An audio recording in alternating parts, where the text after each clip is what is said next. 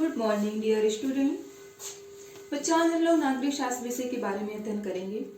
उसके पहले मैं आपसे कुछ क्वेश्चन पूछूंगी जिसका आंसर आप सभी को देना होगा। तो आंसर देने के लिए सब लोग तैयार हो? ओके। हम किस देश में रहते हैं? हाँ, आप बताइए। भारत देश। Sit down. भारत देश के राष्ट्रीय पर्व कौन कौन से हैं? हाँ, पायलट बताओ। 26 जनवरी, 15 अगस्त और 2 अक्टूबर। Good, sit down. 26 जनवरी राष्ट्रीय पर्व के रूप में क्यों मनाया जाता है? सान्या बताओ। कि संविधान लागू हुआ था। Very good, sit down. अच्छा बच्चे, एक क्वेश्चन और आप लोग बता दीजिए, संविधान के बारे में आप क्या जानते हैं? Okay, sit down. छात्राओं, आज हम लोग नागरिक शास्त्र विषय के अंतर्गत भारतीय संविधान नामक प्रकरण के बारे में अध्ययन करेंगे।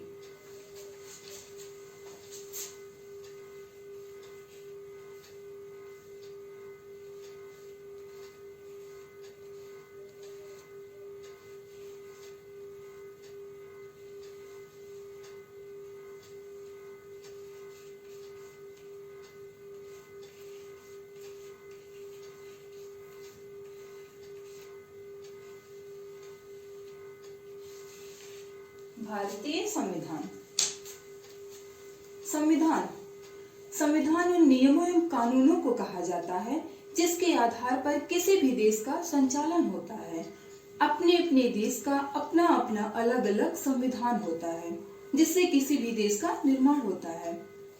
भारत के हर प्रांत के पुरुषों एवं महिलाओं ने अपने स्वतंत्रता के लिए लड़ाई लड़ी। इतने बड़े देश के लिए इतना बड़ा सोचना कोई आसान काम नहीं था। इसलिए हमारे भारत को स्वतंत्र करने के लिए पुरुषों एवं महिलाओं का बहुत बड़ा योगदान रहा है। इस कार्य को करने के लिए जुलाई 1946 में एक संविधान सभा का गठन किया गया जिसमें कुल 389 मेंबर थे जो भारत के हर प्रांत से आए हुए थे। कुछ लोग तो इनमें से ऐसे थे जिनके नाम आप तो सुने ही होंगे, जैसे पंडित जवाहरलाल नेहरू, मौलाना अब्दुल कलाम आजाद, विजय लक्ष्मी पंडित, सरोजनी नायडू आदि। इस सभा के अध्यक्ष थे डॉक्टर राजेंद्र प्रसाद। डॉक्टर राजेंद्र प्रसाद को संविधान सभा का अस्थायी अध्यक्ष भी नियुक्त किया गया था और ये भारत के प्रथम राष्ट्रपति भी रह चुके हैं। जैसे कि आपको दिख रहा होगा इनकी फोटो, डॉक्टर राजेंद्र प्रसाद ये भारत के अस्थायी अध्यक्ष के रूप में नियुक्त किए गए हैं, डॉक्टर राजेंद्र प्रसाद। भारत का संविधान विश्व का सबसे बड़ा लिखित एवं व्यापक संविधान है। जैसे कि आपको दिख रहा है ये लिखित संविधान, हमारे भारत का संविधान लिखित है। पूरे संसार में केवल हमारे भारत का ही एक ऐसा संविधान है जो लिखित है और व्यापक अर्थात हमारे भारत का संविधान चारों ओर फैला हुआ है।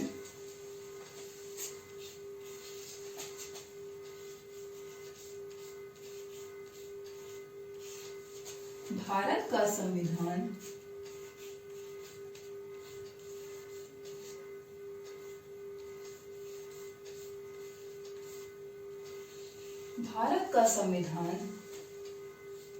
विश्व का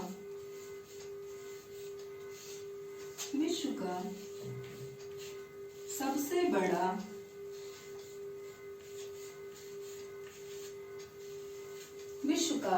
बड़ा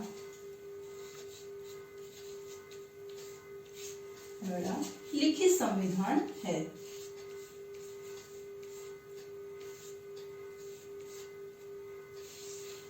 लिखित संविधान है।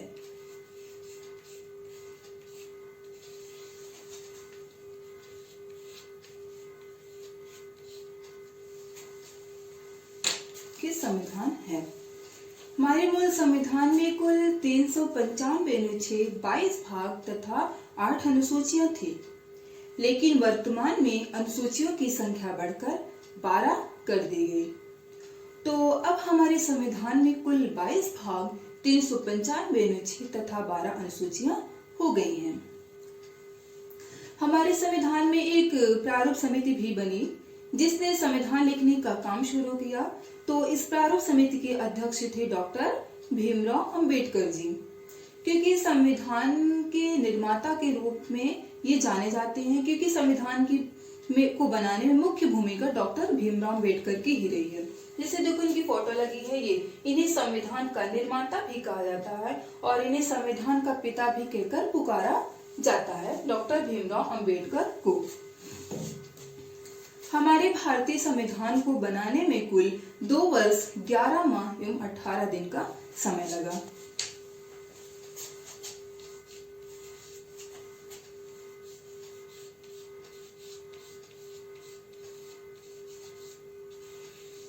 भारतीय संविधान में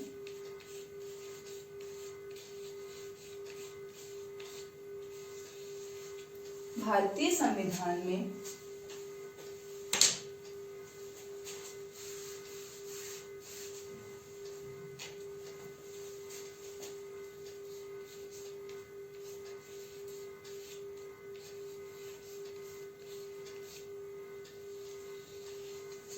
भारतीय संविधान में कुल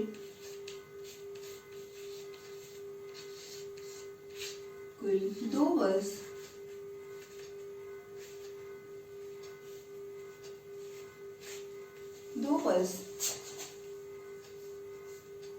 11 माह एवं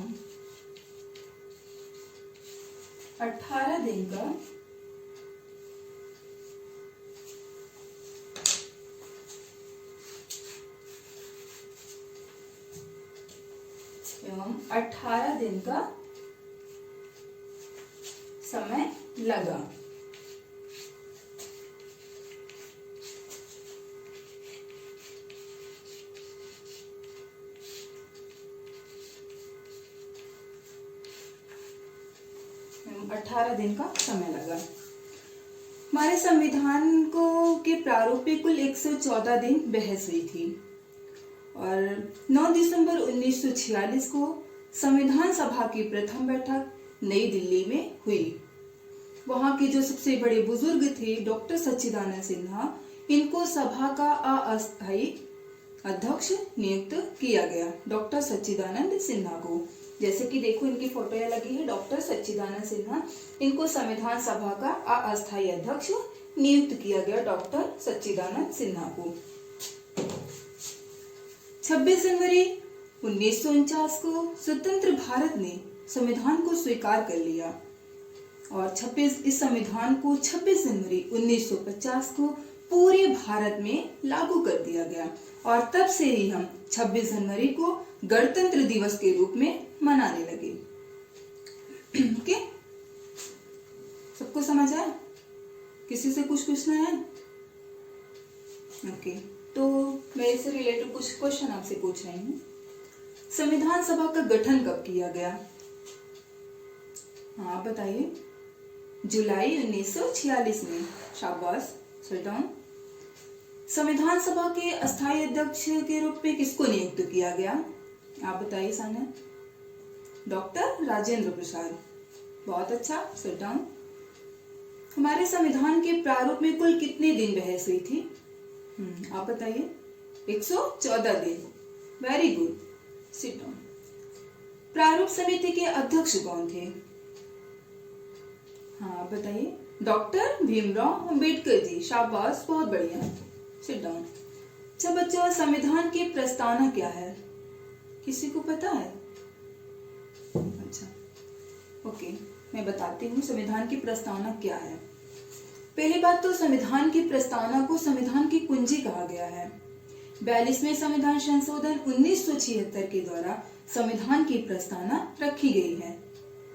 हम भारत के लोग भारत को एक संपूर्ण, प्रभुत्व संपन्न, समाजवादी, पंथनिरपेक्ष, लोकतंत्रात्मक गणराज्य बनाने के लिए तथा उसके समस्त नागरिकों को सामाजिक, आर्थिक, राजनीतिक न्याय। पहले इसका मतलब हम समझते हैं। प्रभुत्व संपन्न मतलब भारत की सरकार आंतरिक एवं बाह्य मामलों में अपनी इच्छा अनुसार कार्य एवं आचरण करने के लिए पूर्ण स्वतंत्र है, इसलिए इसको प्रभुत्व संपन्न कहा गया। कहने का मतलब हम लोगों से जुड़े हुए जो भी मामला आएगा उसको सॉल्व करने का अधिकार है। कोई भी बाहरी व्यक्ति हमारे भारत सरकार को आदेश नहीं दे सकती। और एक शब्द आता है समाजवाद। यहाँ समाजवाद का तात्पर्य है सरकार लोगों की आर्थिक स्थिति में समानता लाने का प्रयास करे, समाजवाद का तात्पर्य।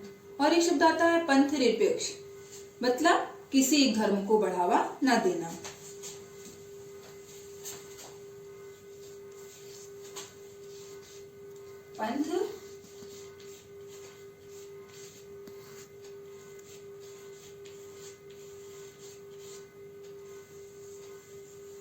पंथ निरपेक्ष,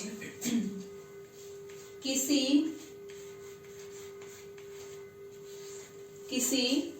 एक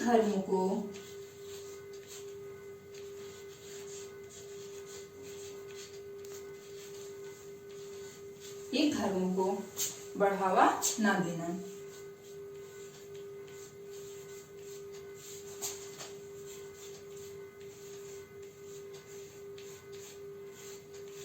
किसी धर्म को बढ़ावा न देना।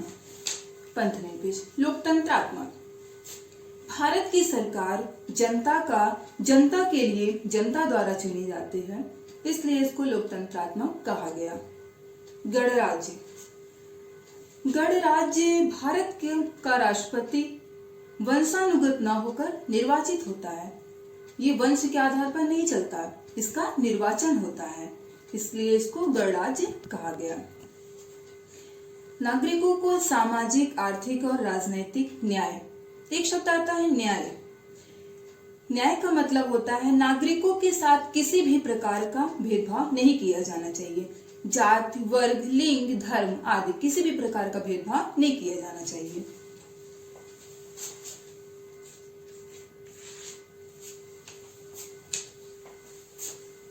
न्याय।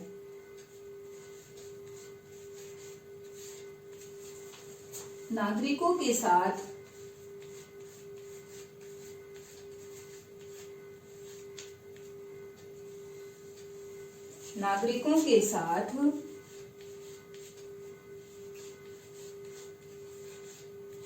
किसी भी प्रकार का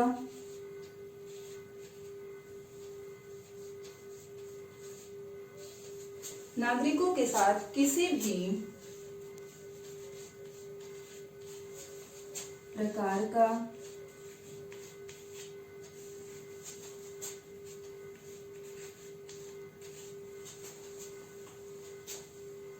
नागरिकों के साथ किसी भी प्रकार का भेदभाव नहीं किया जाना चाहिए।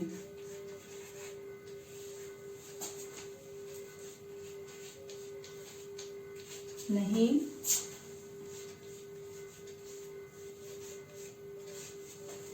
किया जाना चाहिए। न्याय।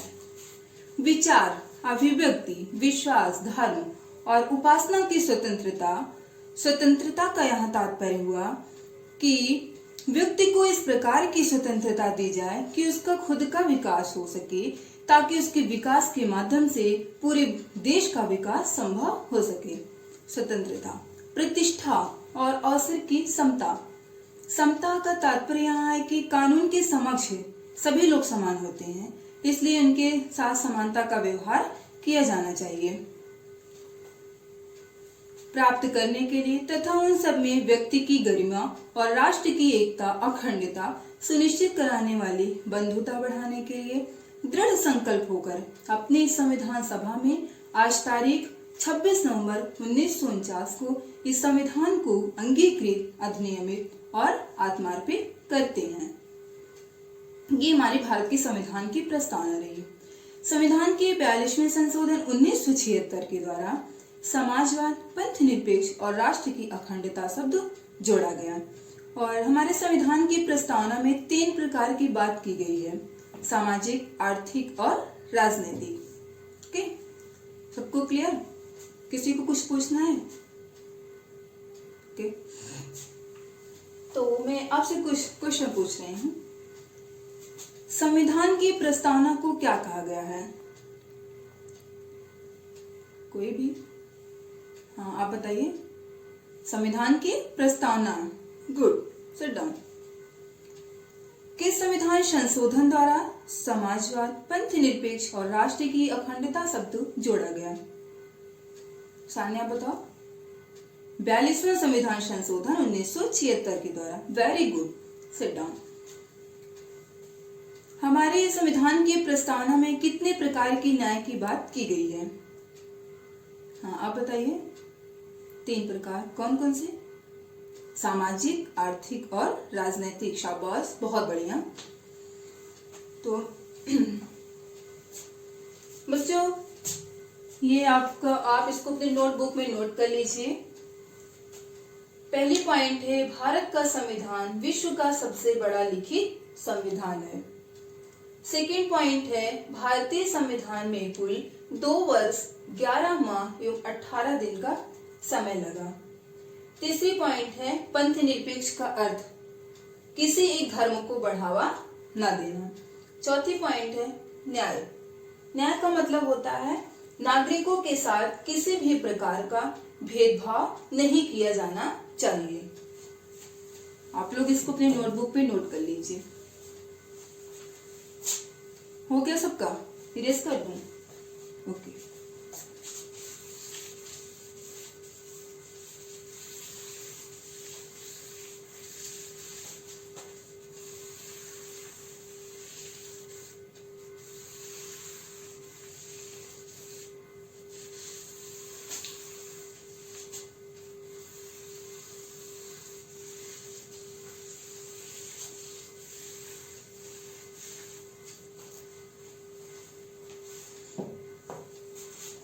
अब हम आपसे प्रश्न पूछ रहे हैं, आप उसको उत्तर देंगे। ओके। हमारे संविधान में कुल कितने भाग, कितने अनुच्छेद तथा कितनी अनुसूचियां हैं? कोई बता सकता है? सान्या, आप बताइए। 22 भाग, 395 अनुच्छेद तथा 12 अनुसूचियां हैं। शाबाश, बहुत बढ़िया। Sit down. संविधान सभा के अस्थायी अध्यक्ष किसको नियुक्त किया गया? कोई बच्चा? हाँ, आप बताइए। डॉक्टर सच्चिदानंद सिन्हा को। Good, sit down. किस संविधान संशोधन द्वारा समाजवाद, पंथनिरपेक्ष और राष्ट्र की अखंडता शब्द जोड़ा गया? 42वां संविधान संशोधन 1976 के द्वारा। Very good. हमारे संविधान की प्रस्तावना में 3 प्रकार के न्याय का उल्लेख किया गया, वो कौन कौन से हैं? हाँ, आप बताइए। सामाजिक, आर्थिक और राजनैतिक। Very good, sit down. बच्चों, आपका कुछ होमवर्क है, इसको आप घर से लिखकर लाएंगे। ये आपका गृह कार्य है। गृह कार्य है, छात्राएं भारतीय संविधान की प्रस्तावना एवं उसके अर्थ को घर से लेकर लाएंगी। ये आपका होमवर्क है।